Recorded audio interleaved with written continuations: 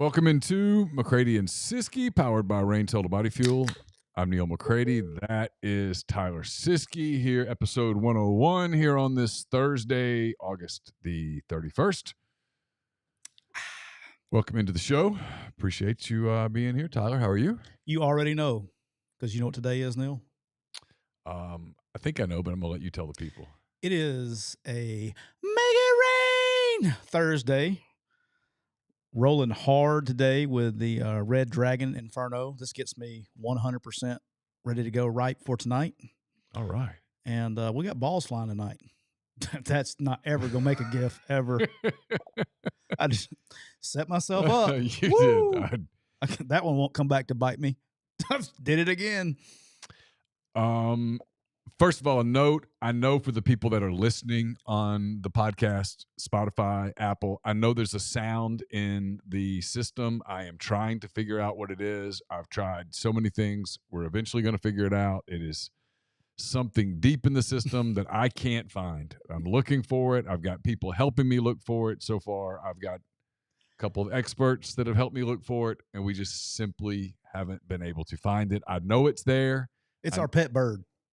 I know it is annoying, and it'll be all right. That's just our pet bird. While I apologize, it is something that I'm working on, and it's way out of my expertise. And so I'm going to make a call as soon as this is over and try one more person and see if we can't kind of figure something out. Someone said reset something or another, and unplug it and plug it back in. Well, and it might actually end up being that simple.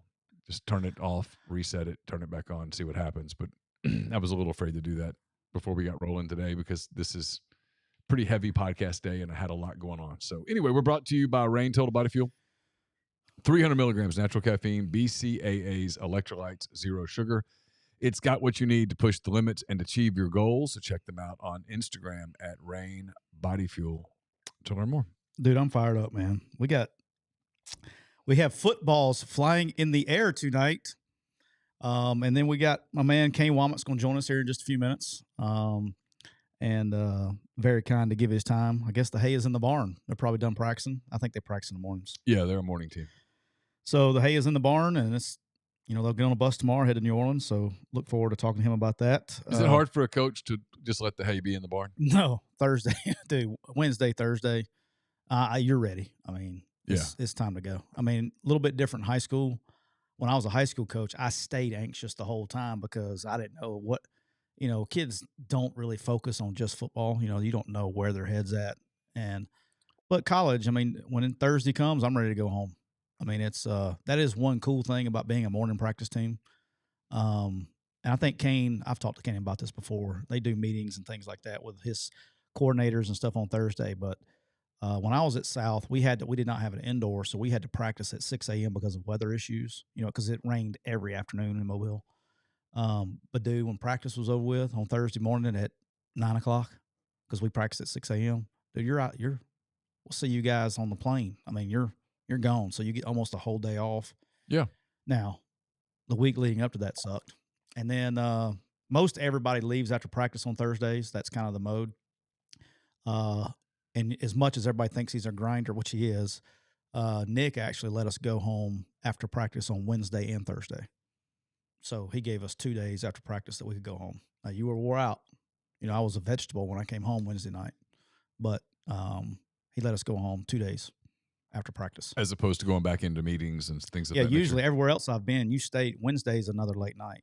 And Thursday's the only day you get to go home early.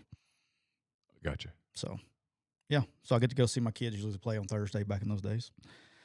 All right, before we get Kane in here, I wanted to talk about this. I saw this, and then I think it's going to lead into some discussion with Kane as well. So Amazon Prime, on Thursday night NFL games that they cover, they have the normal channel that they've been doing with Herb Street and all those guys. They're going to have an additional channel on Amazon Prime just for Thursday night football. And this channel is going to show some advanced AI analytics it's going to change games. It's going to change press conferences, which is the one I can't wait for. Oh, yeah. They've done a bunch of AI stuff, and they're going to put graphics. So the first thing they're going to do Because if they're doing it on Amazon, it's just a matter of time until every network gets it, and it's doing college football as well. So the first thing that's kind of interesting they're going to do is on third down. So normally you have the line, the yellow line that signifies a first down, right? Yep. They're going to put an additional line on just on third down that's going to show what the books say to do. It's going to say how far they need to get to be able to go for it by the book on fourth down. So we're going to have a glimpse into the book that coaches talk about all the time. That I went for it because the book said this was what you do. Yeah, the book answer, I've been saying this for years, and I know Kane, we're going to talk analytics with Kane because I know he likes it. For me, the book has been the greatest answer for coaches in the last 3 or 4 years. Because, hey, coach, why did you go for it on fourth down? Because the book said to go for it. No one in that whole room has an idea. Is there an actual book? It's like a sheet of analytics. Based on everything.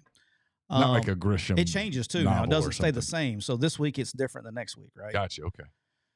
So you can always say, well, the book said to do this. Well, that just gets you out of everything because like, oh, he's now instead of questioning your play calling, they're like, man, this guy's outside the box. He is next level. You know what I mean? Yeah. They're like, oh, hey, all forgiven.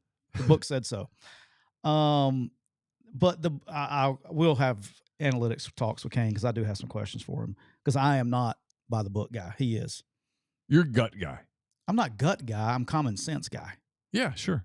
All right. If my defense can't stop a nosebleed, I'm not freaking going for it every time. I think it's a flow of the game. I think the book doesn't know things like that. And I think I don't need to be talked into going for it either. That's the other thing. You don't have to talk. I'm going to go by the book anyway because I'm probably going to go for it more than I wouldn't anyway. I think punting is for quitters. All right. So you don't have to talk me into going for it. You're about punting the way I am about bunting in baseball. I'm totally against it. Just hate it. Yeah. Hate it. I think punting's for quitters. But yeah, I now what Coach Saban did, which I thought was and this is kind of where I started learning things like this because I'd never heard a coach do this. And if I've said this on the show, forgive me because I can't remember. The last thing we did when we came in after pregame, before we left to go to the box, we had a coaches meeting. And he would ask the special teams quality control guy, what was the yard line? And so what he's talking about is the special teams guy would go where the kicker would kick. And he said, basically, at this end zone, because the wind direction, what's the furthest one he made consistently? And so he would say, okay, we're 34 on this side. We may be, 36 on this side, 36-yard line. Gotcha. So Nick would add 10 yards to that number. So if it was, say it was at 34 at this side, 44 in, he doesn't even have to tell the coach to go for it. They're going for it. You're going, unless it's something stupid. But on third down, you got 2 calls. But 45, 46, you're punting. Yeah, if you start getting field position. Now, he had the right to, of depending on what happens. But that's basically what analytics is anyway. But we'll talk about it with Kane. And then here's the other one that's going to get coaches all fired up in the NFL. So now on that fourth down call, AI is going to come up and it's going to show the play that the coach should run in order to be successful. It's going to diagram the play when they line up. Oh. So now they're going to run a different play than what's on that diagram, and they're going to get stuffed. And then somebody's going to say, AI showed that you should have run whatever. Dude, there's going to be, look, I can see it right now. Ron Rivera is going to be in his first press conference. Okay. The head coach of the Washington Commanders. He's going to be in his first press conference. It's going to pop up. It's going to say he should run some kind of snag 7 concept, smash concept for some of you guys. And he's going to come out and he's going to run some kind of screen or something. It's going to get stuffed. And he's going to be in his first press conference. And while he's sitting there, this guy's going to have to lower his mask. And after he lowers his mask, he's going to say, hey, can I ask you, why did you not run the snag 7 concept instead of the screen concept? And Ron Rivera's going to look at him like, what are you talking about? I mean, this is going to be disaster for press conferences. And then on defense, and this is another, I want to ask Kane about this because I'm still confused how AI is going to do this. On defense, they're going to highlight who's blitzing and what the coverage, where they're lined up, what they should be doing on defense. What they should be doing or what they are doing? I think what they use is kind of like body position, body lean, and things like that. They're going to highlight in red, like highlight the guy in red if he's blitzing. But surely the goodness they're using shell and coverage. The NFL is a lot easier, though, because there's so much more man coverage in the NFL as compared to college. College is man coverage too, but NFL runs, it's almost all cat coverage in the NFL. So I'll be highly interested to see the first time they mess one of those up. Like it's going to be, it can't be 100% right. So I'm interested to see how that works.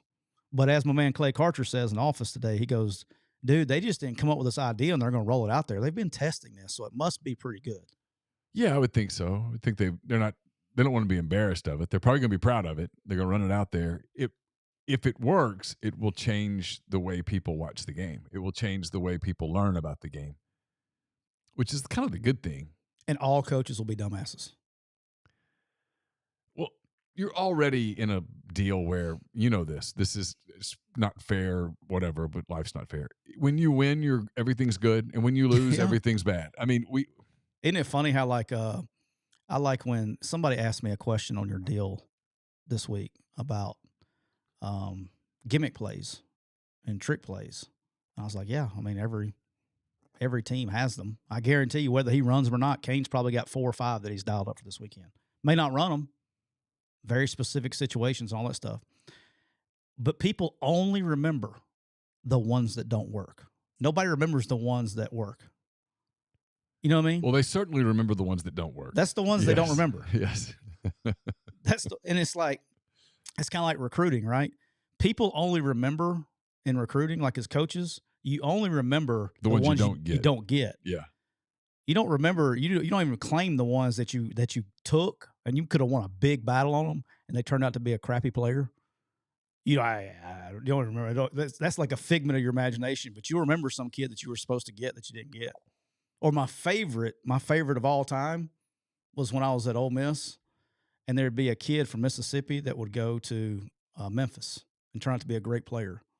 And the fans would just wear my ass out about not getting the guy. And I want to say, like, why is it my fault? Why? What did he have any other opportunities at the other 13 SEC schools? It's just we're the ones that messed it up, not the other 13, just us.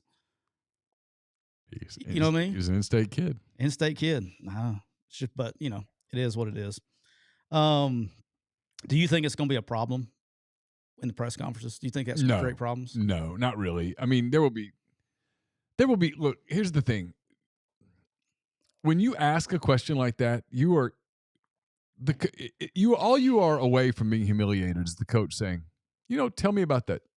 What'd you call it? 7 something? Snag 7 flat. If I were a coach, I would say, you know what, Joe, here, the floor is yours. Come walk me through the snag 7 concept. And the reporter would be like, oh, blah, blah. I've said this many times. Any good reporter, and most of the NFL reporters are good. Any good reporter, he or she has learned as much of the game as he or she can, but they're also aware that you don't know the game. You and I sitting in a press box watching the exact same contest. We're not watching the same thing. What do you, all right, I know we have discussed this, and I like the way you start when you watch a game. The first thing you look at is the line of scrimmage. First 5 plays for both teams, I watch nothing but the line of scrimmage. If I remember to bring my binoculars, which is 3/4 of the time. Bushnell's perfectly clear from 100 yards away. I will just focus on tackle to tackle. Okay. And just watch and then I can watch the replay on the TV above me. Do you watch the ball when you're watching a game? After that, yeah, I end up watching the ball because I'm a normal person. I don't watch the same game as you. I watch the game that 99.9% of people watch, which is I watch the ball and the person who has the ball. Would it surprise you if I told you I never watched the ball? No, because you watch a completely different sport. It's like I do a deal at MPW Digital with Pete DeWeese. Yeah. And we had there was a season in November of that year. I went to see my girls, and we went to the Mississippi State at Arkansas game. Okay. And because I could remember doing a show with Pete when we were previewing the Arkansas at Ole Miss game earlier in the year, and he was showing some of Arkansas's offensive concepts that at the time Kendall Briles ran. Is that our guy?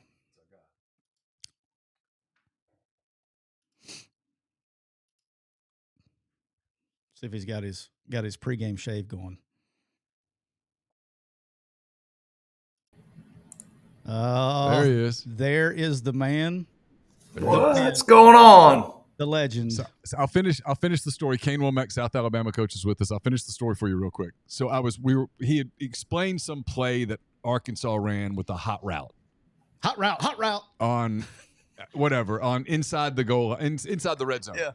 And on the play, it was basically a deal where they had, if they made motion, and if you made the motion, you knew you had a man-on-man coverage, and they would run a little skinny post with Treylon Burks. Yeah. And so I was sitting next to my son, and sure enough, they send the guy in motion, and Mississippi State did whatever it is that you do where you, oh, God, we just exposed that we're in man. And I went, hey, watch this, Carson. He's going to run a little post right here. It's touchdown. And it happened, and Carson was like, wow, how'd you know that? And I was like, man, I'm just really smart. I understand football. But the truth was I only knew because Pete had shown me that one thing. But the point, Kane, in case you're wondering, is we were talking about how if the three of us sat in a press box and watched the exact same football game on a field, the two of you would watch a completely different game than the game that I would watch. And as a reporter, I'm aware enough to admit that. That's why I don't ever do the whole, this is the play that cost whoever the game, because I'm an idiot. I would be so stupid, and a coach could point that out. In the same way that if I said, hey, we just watched this 3-hour game, you've got 30 minutes to put together in writing what happened, I'm going to be better at that than both of y'all. So this is the way it is. It's not even up for discussion. I would not be able to write anything. So, all right, Kane. Yep. So I don't know if you are. I sent the link to you. I don't know if you. I know you have like a real job that you're trying to get ready to play a game here in about 48 hours. So I don't. Glad to be along. Yeah, there you go. Hey, so I know you're because we were talking about analytics and being a book guy. You're a big by the book guy, analytics guy. I'm not necessarily a big analytics by the book guy. So I would just ask you about that because I know you and both Willie Fritz both, right? So we're going to see a game of nothing but analytics on Saturday night. Explain a little bit about that. Talk a little bit about your analytics. No, I mean, we're big in the analytics. Him and I are both in the club, and certainly someone with a mustache like yours, we wouldn't let in the club anyway. So, hey, hey, you look like I'm looking. You want to do a background check on that mustache? Hey, I didn't know if you knew this or not, but I just recently purchased a van with no windows. It's very fitting. The local YMCA has thrown him out. They're like, no, this is scary. I went to go see Knox play baseball the other day, and I left with handcuffs. So, anyway. Yeah, the mustache came with the van.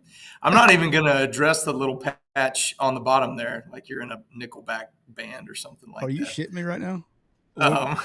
Hey, looks like you need to get at your rate. What are you? I'm not even going to start. I got to be nice to my guy because We're talking about analytics, right? We have not had Make It Rain Thursday yet. I do have a money line pick that I'm going to be making here shortly and Make It Rain Thursday. So I'm just saying, be nice to your boy. Okay. Well, that's good to know. Well, all right. So the analytics stuff. Here's, oh God, really?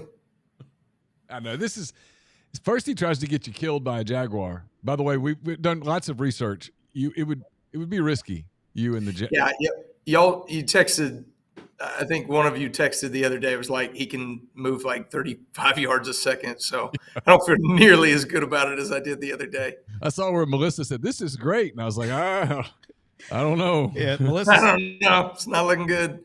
Melissa said it was great, and I didn't have because it was Twitter. I didn't want to put anything. People wouldn't know that we know each other. I came really close to saying when she said, "This is great," I was like, "Have you taken out a life insurance policy recently?" So.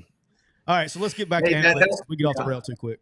Well, I was just going to mention, though, that helmet that you're wearing, I bet it doesn't have the home of Mardi Gras on the back of it. Oh, I know. That was some shade that South Alabama's throwing. Those are fighting words between New Orleans and Mobile. Now, I absolutely love New Orleans. I do. I love New Orleans. I love Mardi Gras. I love it all, right? Yeah.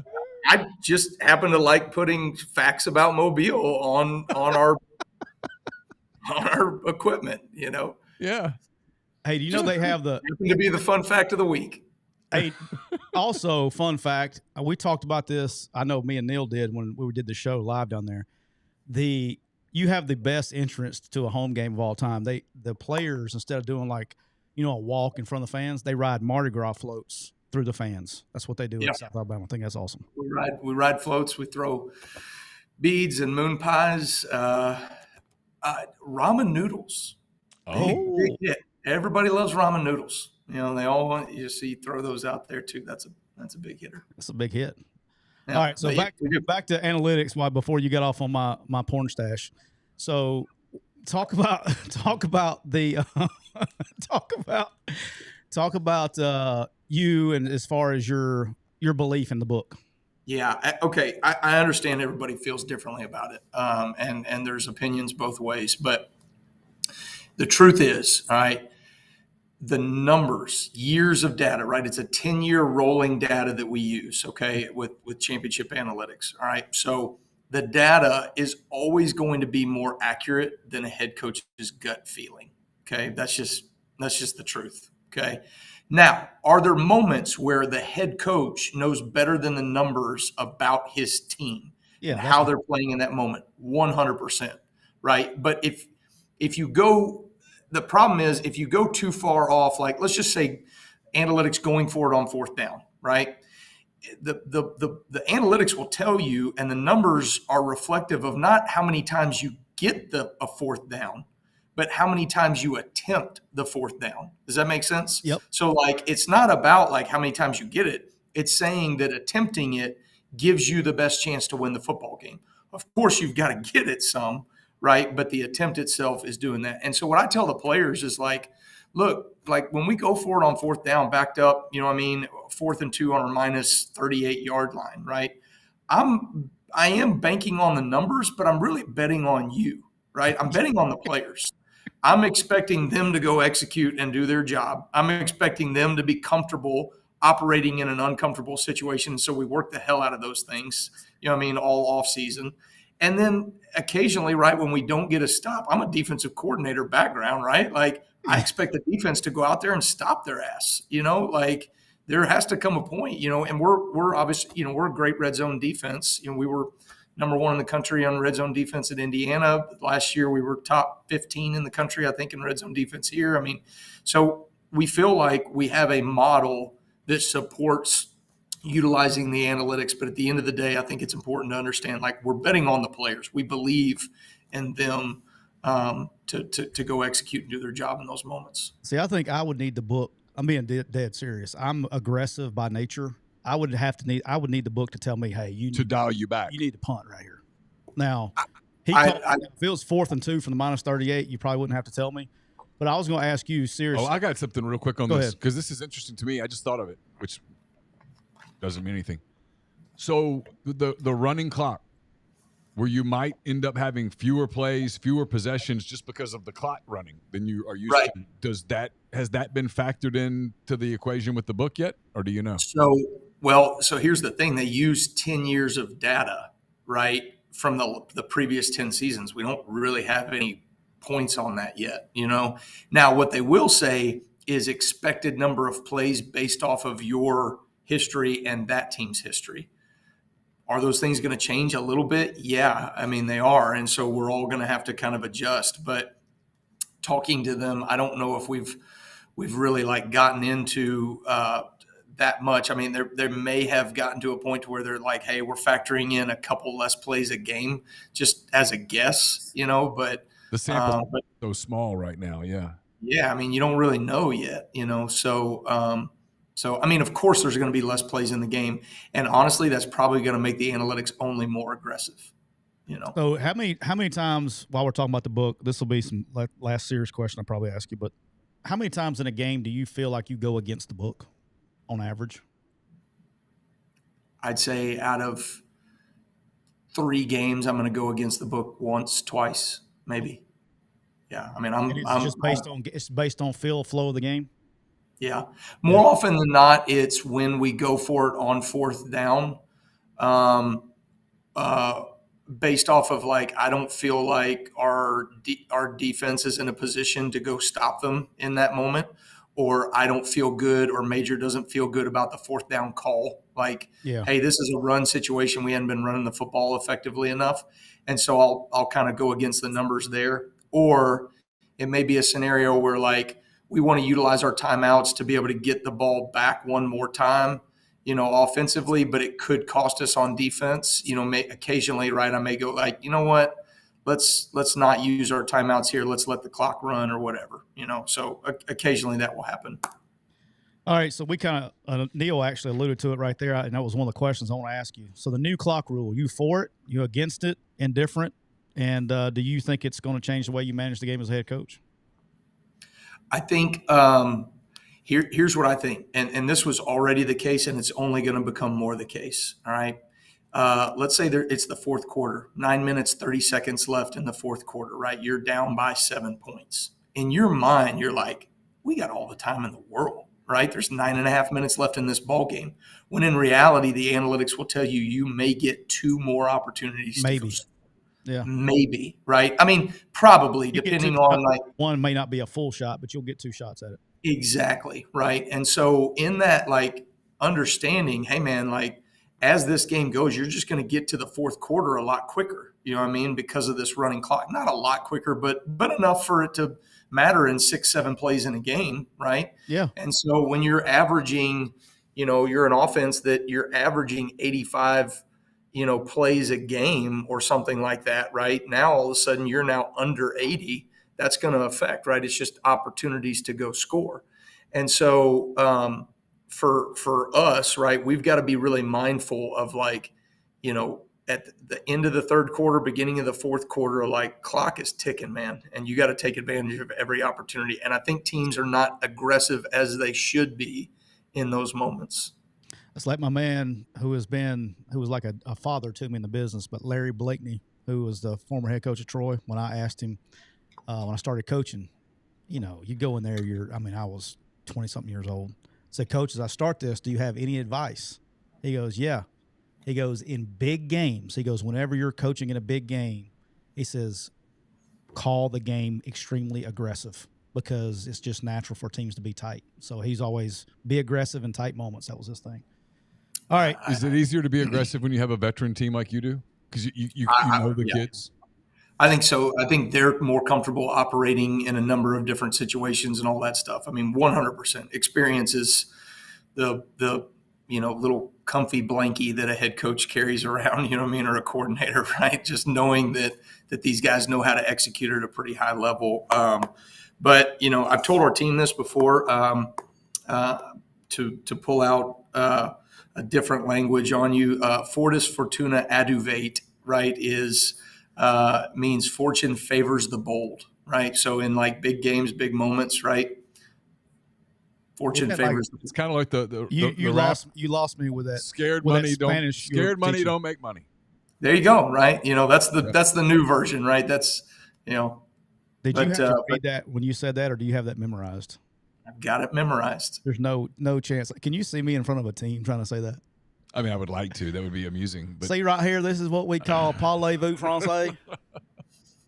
All right, real important. I'll also do some French for you. We got laissez le bon temps rouler.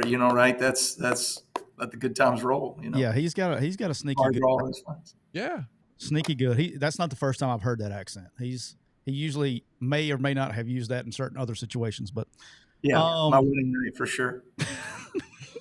All right, let's get to the real important questions here. So what are you going to do what do you do on the bus or the plane to occupy your time? What are we rolling with on Friday on the way to New Orleans?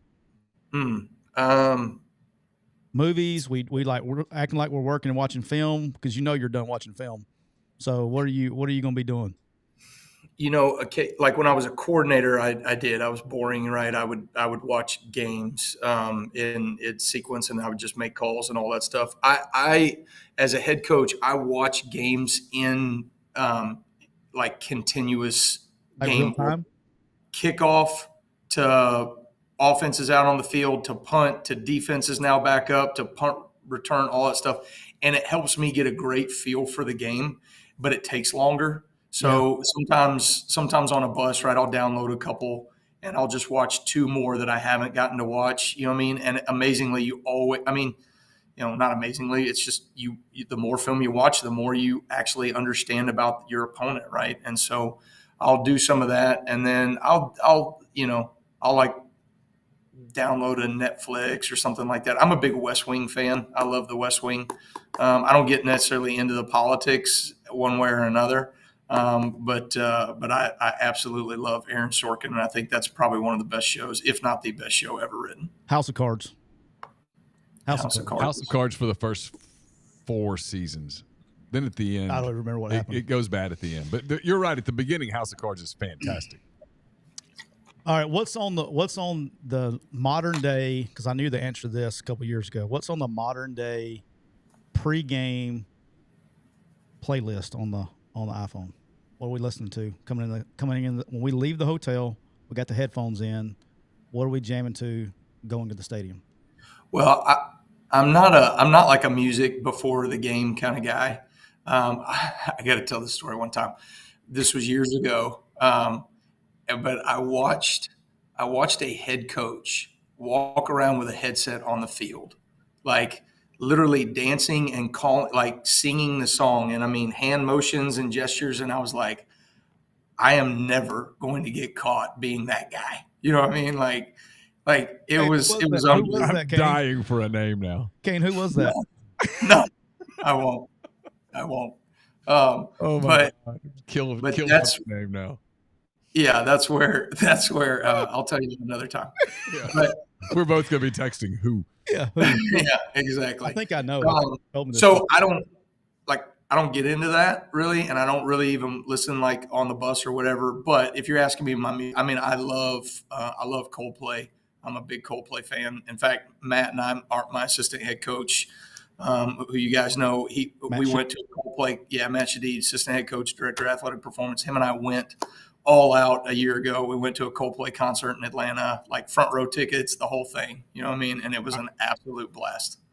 I was not into Coldplay until I saw them in person in Houston, and they blew it away. They were amazing. I immediately became a Coldplay fan. Well, I'm not Coldplay for years. Okay. Yeah, I'm not like a huge concert guy. In fact, I really had never been to a major concert before that one a year ago. And like I'm talking to some other people that are big concert, and they're like, "You've ruined this for yourself. Coldplay is about as good of a show as you can see," and it was unbelievable. I mean, Chris Martin does not stop moving up on that stage, and I thought they were phenomenal. All right. Do you know what your Kane is one of the best in the business at pregame speeches? He really is. That's nice. I mean, that is not your friend. That is a objective. I've heard a bunch of them. Do you know what you're going to say, or have you prepared your pregame speech yet, or Friday night speech? Yeah. We're pretty well locked in. Which speech is more important, the one that you give to your team the night before, or the one that you give to your team in the locker room? I'm guessing it's the night before, because in the locker room there's just adrenaline, or am I way wrong? No, I think if you compare those two, right, it's Saturday. I don't talk to the team Friday night. Okay. You don't want to get them real low key. Yeah, we have dudes night, Friday night. Dudes night is literally, we do our meetings here, and then we either get on a plane or get on a bus or go downtown to Mobile to the Battle House, and everything after that is real chill. I mean, dudes night is. There's a movie room, there's a game room, there's the training room, there's the ESPN Friday night game, and it's hangout. But Saturday, obviously, right before you're going out, you want to make sure, like, what are the main things our guys need to hear one more time? In my opinion, the biggest speech, right, that you need to nail every single week is your Monday morning talk. So, like for us, some teams it could be Sunday right after a game. But for us, Sunday is an off day. So like Monday is the day that like we come back and talk to the team. So in my mind, like I'm wrapping up the message from the previous game, and I'm setting the tone and the expectation for what our team needs to do moving forward. So like to me, Monday morning, my talk, that's my Super Bowl. I'm ready to go on that one. And I know you brought it up. You were kind of mentioning it. I think the fans, explain to the fans about Dudes Night, because I want you to talk about, what do you do on Friday night and all that stuff as far as your team. What he does on Friday night is, you talk about players loving it and coaches loving it and things like that. He's different. To my knowledge, I think he's the only one that does it. I think he's ahead of the curve on it. Explain to the fans everything about Dudes Night. Yeah, so it's just a time for us to kind of like hang out, players and coaches, and just spend time together. So right after dinner, right, it's a 1 hour period, right, where you've got a movie room, and we've got like a group of guys. I'm a big movie guy, right? So we've got a nucleus of guys that we just like, we love talking all week long about like, what's the movie we're going to pick out? And, they give their input and I give my input, right? And we do that. We've got the ESPN, whatever the Friday night game is, that's in one room. You've got a group of guys that love doing that. And then you've got the game room. So there's like, guys, some guys play cards, other guys play, we got Jenga, we got guys are rolling dice in the corner, having a blast. Allegedly. I didn't say we were just a friendly game of dice, that's all I'm saying. Yahtzee, they're playing Yahtzee in the corner. And then the training room's open, obviously, for guys to kind of be able to move around, do some stuff in there as well. But it's just like you're going all season long, and it is one of those rare moments that we all kind of take a breath and go like, let's enjoy one another for more than just, you're my coach, I'm a player. Did I do my job right at practice, or, did I get my ass chewed? Whatever, right? It's just those moments are really important in the middle of the season. Well, I think you hit the nail on the head right there at the end. And I've said this on the show before. Neal's heard me say it 1,000 times, and you've coached with me. I coached hard, and Kane coaches hard.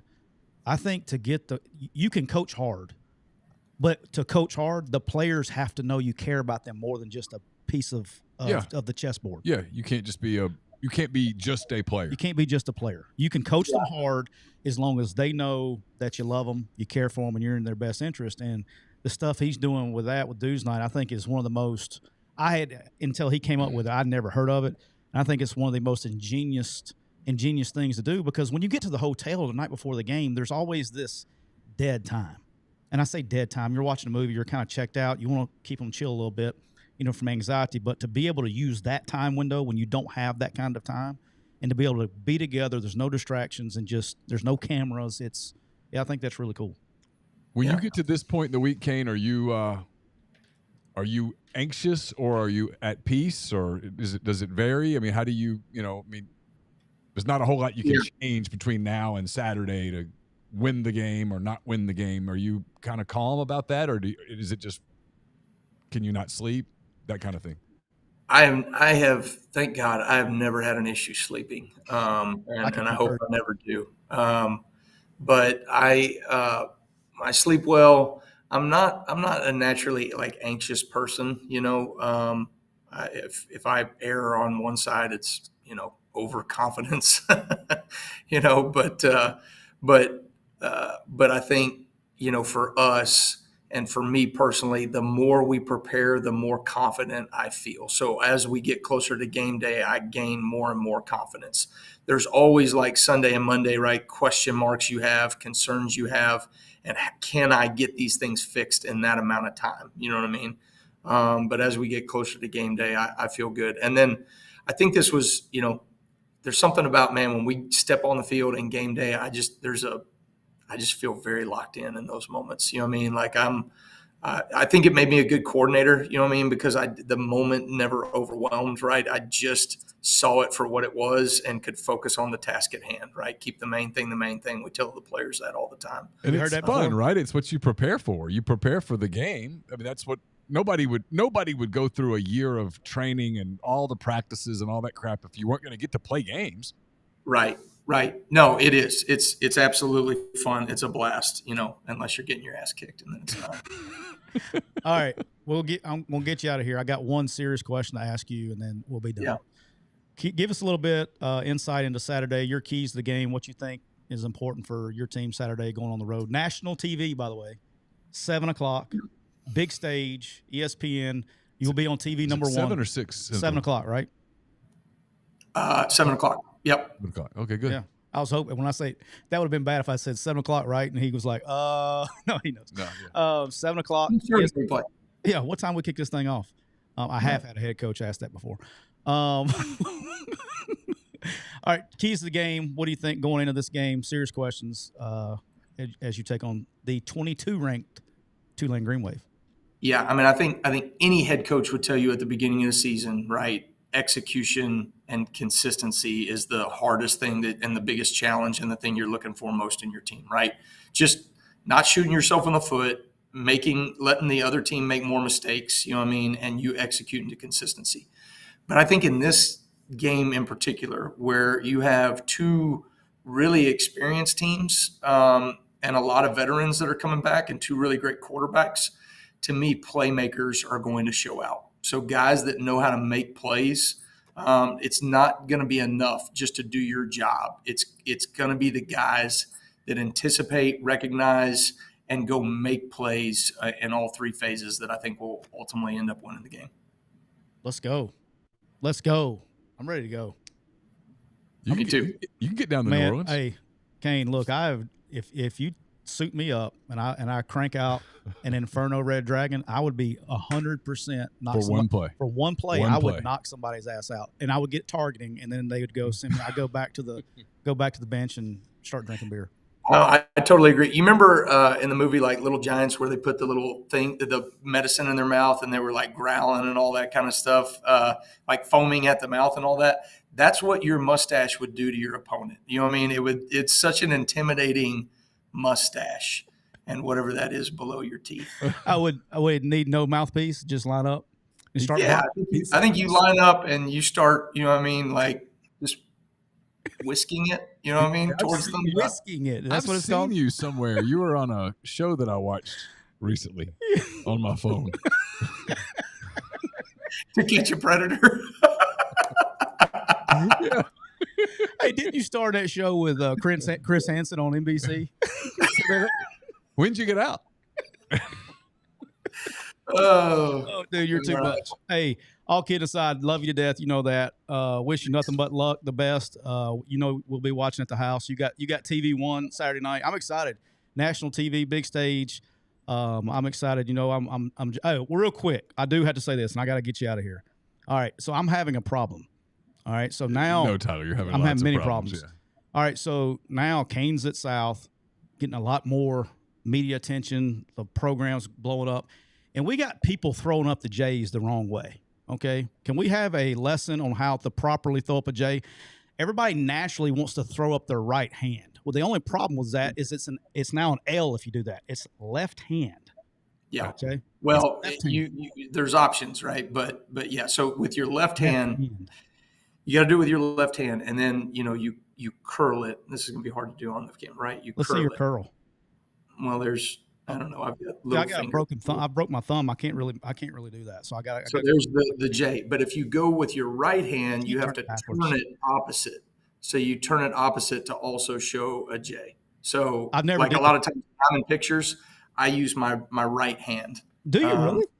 And I flip it around because if you're on one side of a picture, right, if you're hugging somebody, whatever, right, or putting your arm around somebody, they use their left hand, then you got to turn around and use your right hand. So, yeah. Look at you. I used to get on and it was my players too, man. And they'd be like, I'm like, look who made a 16 on their ACT. I mean, I was like, it's got to look like a J. It was a whole thing with me because we would sing with the band after game. Yeah. It never failed. I'd have some guy that scored a 14 on the ACT throwing up a freaking L. I'm like, no, it's not. We're not throwing up L's. We're throwing up J's. There you go. But man, I got a coordinator meeting. I got to run. All right, guys. Appreciate you, man. All right. See you, boys.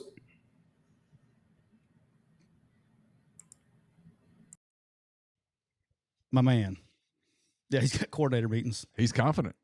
He always is. Yeah. He always is. He's very well prepared, very extremely prepared, good ball coach. They'll be ready to play. I think the official number is 20 of 22 starters back off a team that won 10 games. Yep. 2 losses were a 4-point loss at home to Troy we were at, yep, and a 1-point loss to UCLA last year. So I'm looking forward to that going forward. They could have easily been 12-0. Yeah. Easy. Yeah. Easy. Yeah. They didn't, and the thing about, didn't get to go to the Sun Belt Championship because Troy did, and Troy won it. Troy had a great year.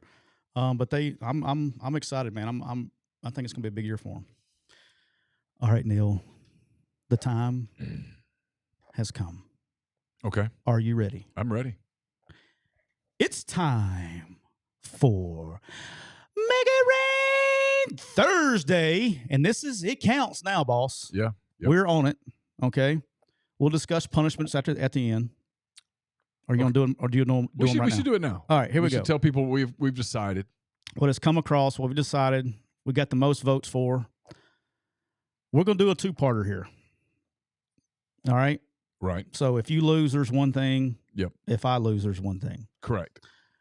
So if I lose, I have to go to a haunted bed and breakfast and spend the night, and we'll live stream it while I'm in the haunted house. Yeah. Okay? And people just don't understand how terrifying that idea is to Tyler. I need no motivation. I hate ghosts.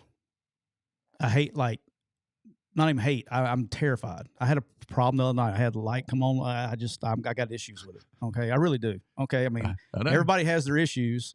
All right? I'm not scared of anything but, snakes, gators, ghosts, and sharks. And besides that, I'm good. I'm not worried about jaguars. I'll outrun a jaguar, but I don't mess with those other ones. All right? I pray that you're never put in a position to have to do this jaguar thing, because there's been a lot of people that have sent me the math, and I'm telling you, 0.05, you make it easy. Yeah, okay. All right, so that's where I'm going is that, and if you lose, go ahead. If I lose, you get to send me to the airport, me not knowing where I'm going. I'll obviously find out because I'll have to board the plane. But you'll send me somewhere, and I have to use a plane, a train, and a bus to get back to whatever airport I leave from, presumably Memphis or... Oh, we should just do it at Oxford.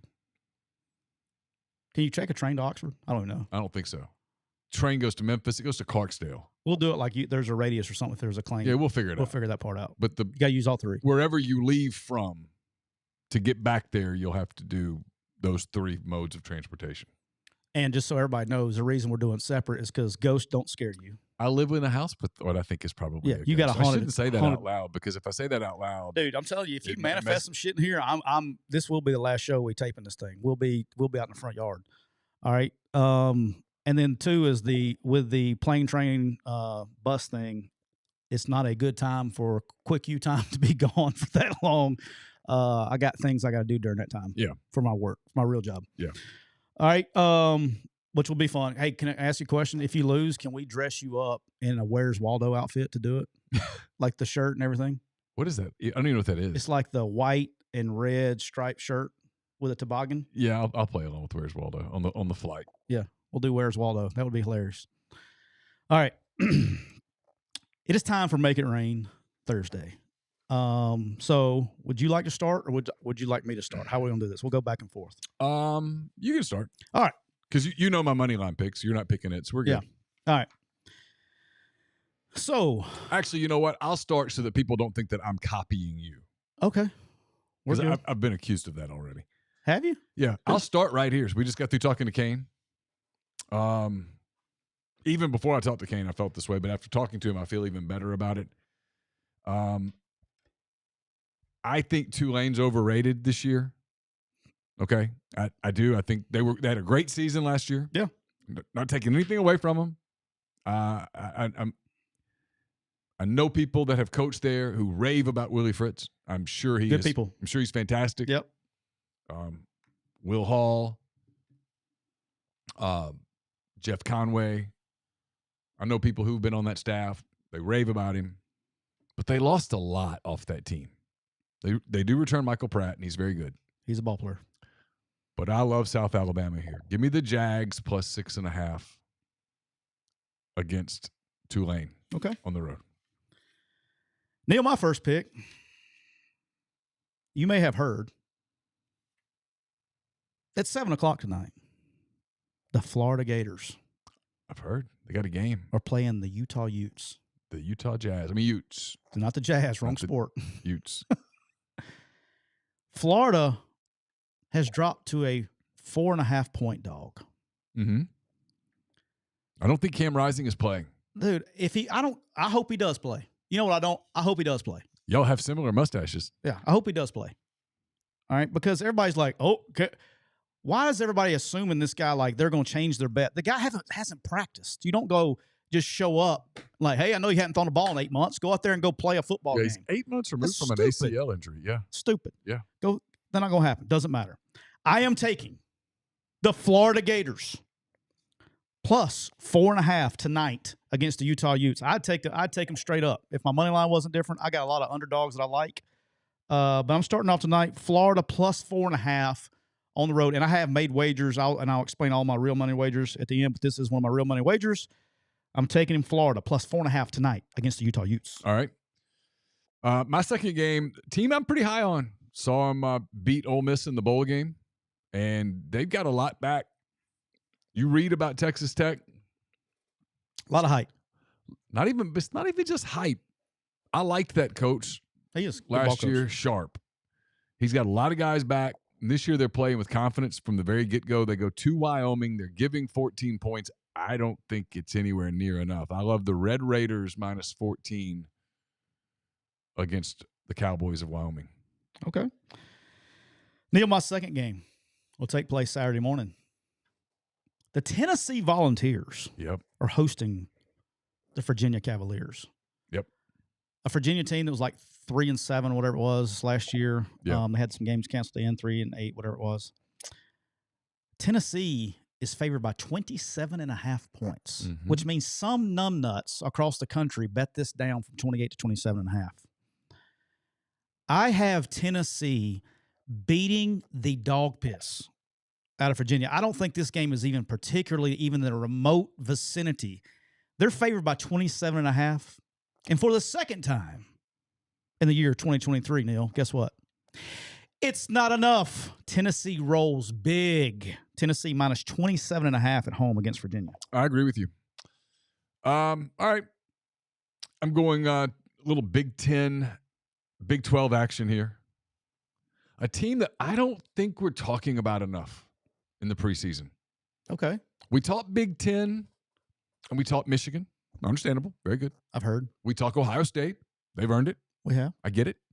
A lot of Wisconsin talk because of Luke Fickell and all that's exciting. Throw the ball. Wisconsin's going to look different. We do the Iowa stuff. Can Iowa score enough points for the... We don't. You do. Well, but a lot of people do. I do talk a lot of Iowa. I almost wore my Iowa jersey today.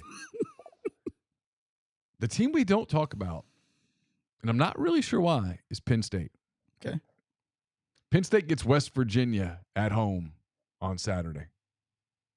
They're giving 20.5.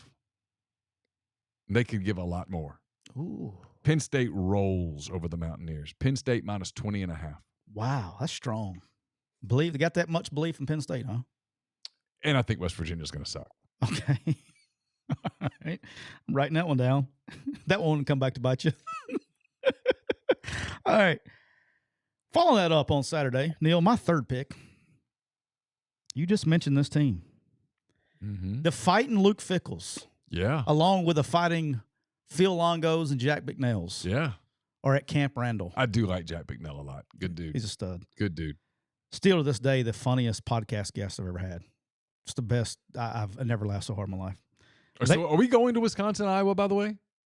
Have we talked about it? We talked about it during the open date. Yeah, we talked about it off the air, right? Yeah. We got it worked out if we want to go. Okay. We have permission. I didn't know. I mean, that would just be fun. Yeah. Be blast. That's on my list of people I say, what are the places you want to go to that you've not been to? That's on it. Quick you client, we can double it up. Business trip. Yeah. Be good. I'd get to see the Hawkeyes.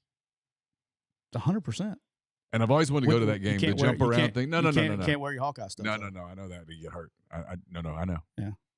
Be safer wearing a Biden-Harris 2024 at Talladega Super Speedway. I'd wear a Wisconsin something. Okay. I'd be good.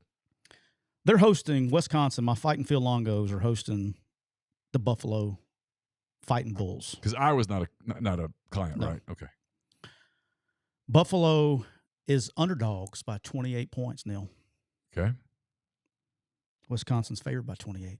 Yep. And for the second time today, it's not even in the vicinity of enough. It's going to be a blowout. Look, if anybody has just throw $1 on it. Even if you don't like to watch the game, I can promise you this, it will not be for lack of effort.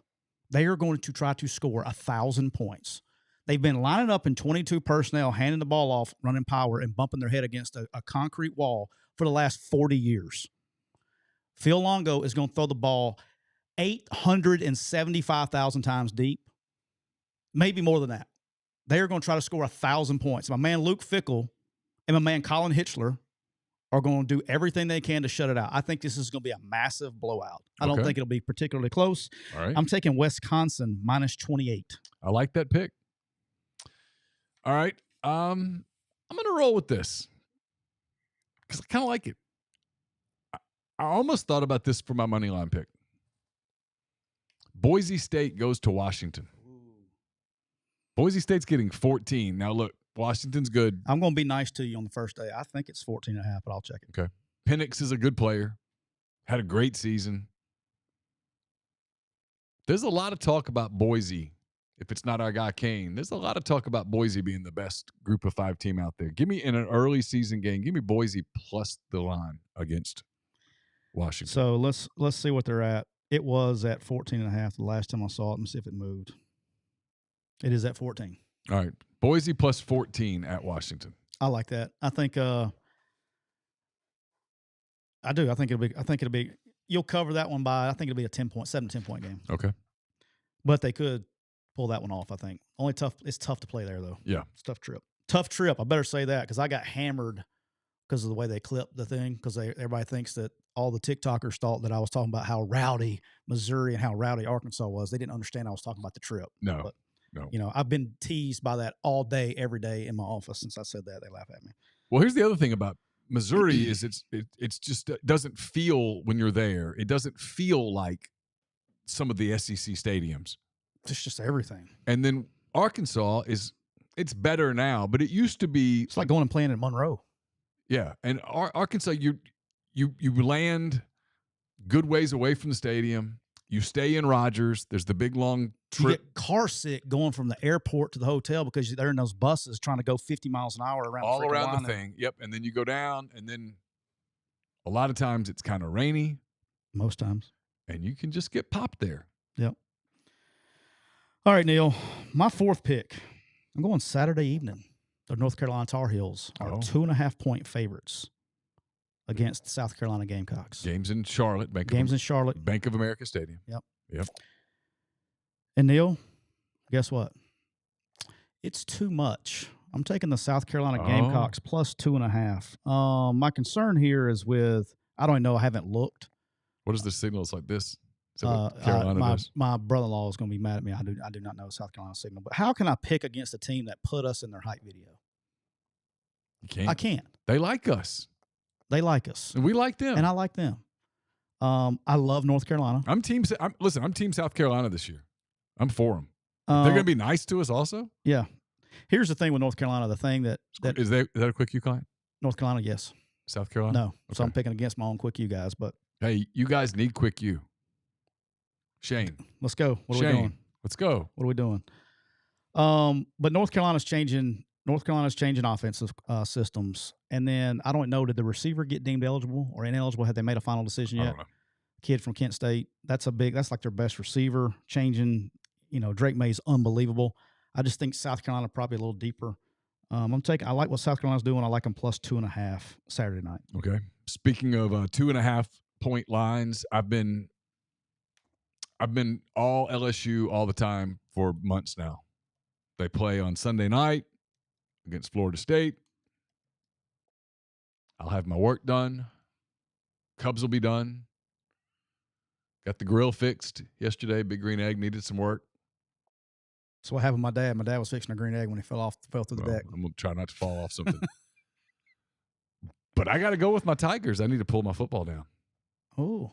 See the football? I do. I see it. That's like you have to with your kid. That's like if you don't go with LSU, your family's going to disown you, right? Yeah. My late grandfather would be upset with me if I didn't pick LSU. Yes, he would probably. You can't see it in the screen, but I've got an LSU football. By your depth chart. It's by the depth chart. Got an LSU football that my grandfather gave me when I was probably 2 years old. Is that the depth chart that Lane gave you yesterday? Lane and I went over the depth chart a little bit. He came over. We had a coffee. And then we kind of talked about the depth chart. Did y'all do some yoga in the living room? Mm-hmm. Okay. Hot yoga. Hot yoga. We turned the heat up in the house. Gotcha. Okay. Yeah. So I'm going LSU. LSU minus 2.5 against Florida State. Love it. Actually, I think LSU's going to win handedly. Neal, I'm going to stay in the same game for my next pick. Oh, okay. We'll stay in the same game. Okay.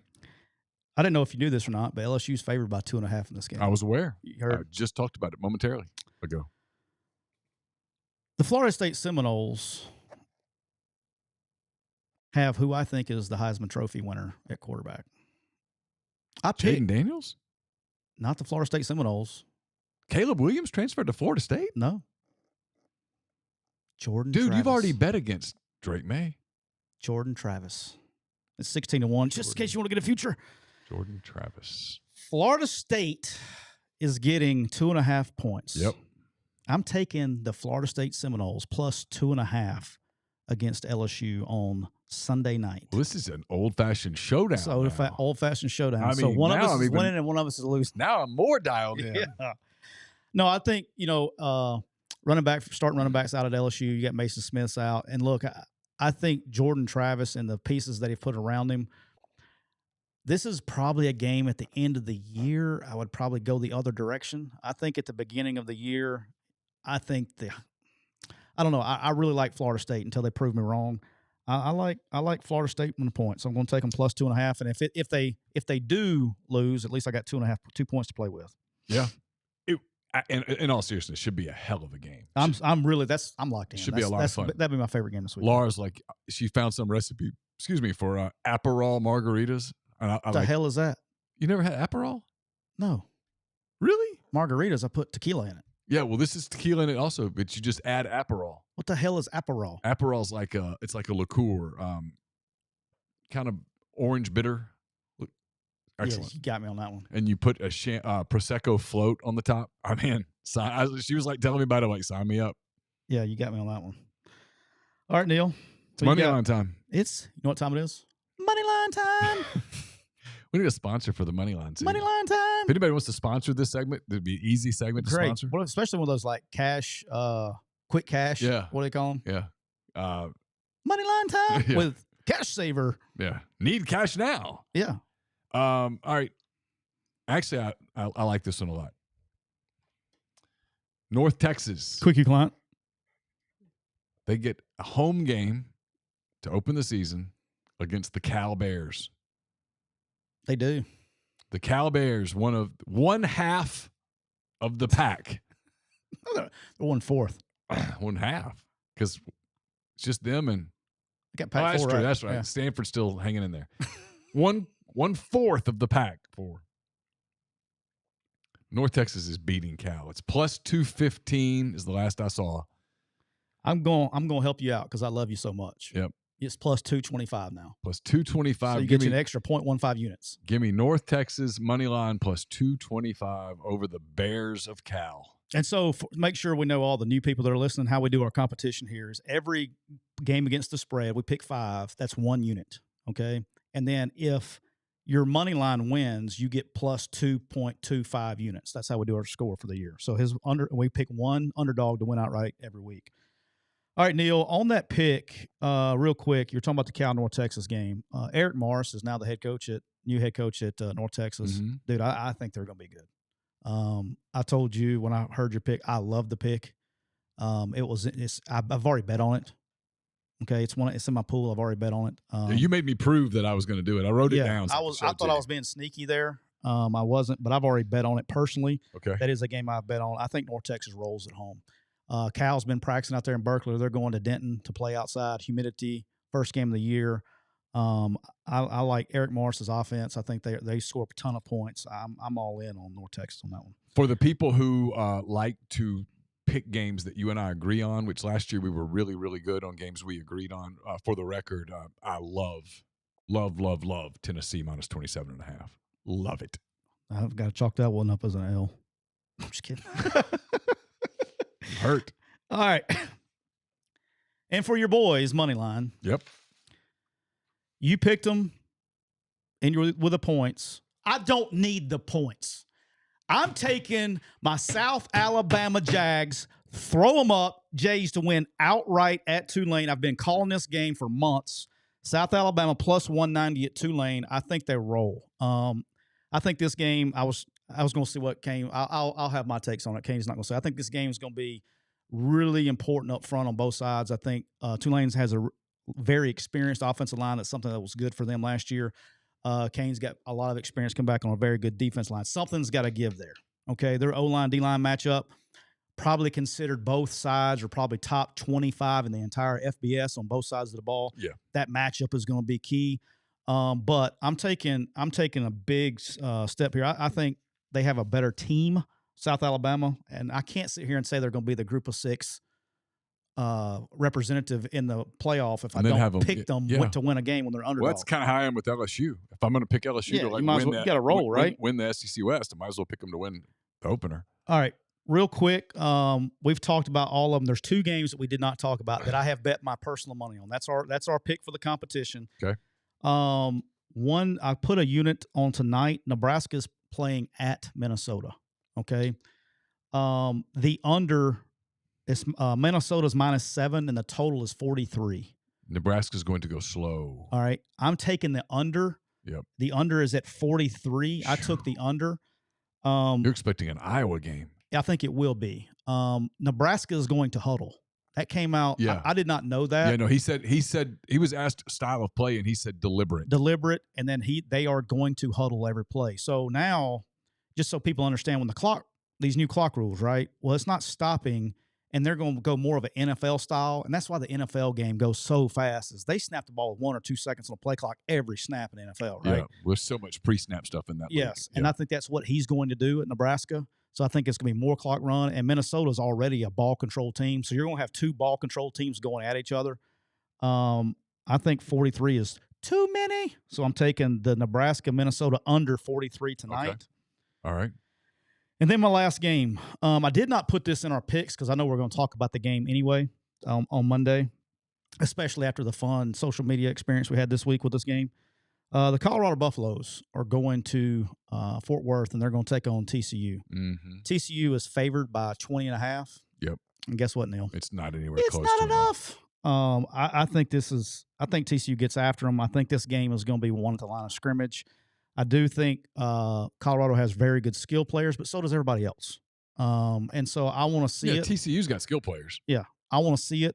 It's what do you have at the line of scrimmage, man? That's where at the FBS level, especially, and more importantly in the Power 5 level, that's what separates people who win and people who don't win. And that's the most important thing, without question, the big boys. And so I think I got TCU minus. I bet on it. I got TCU minus 20.5 on Saturday.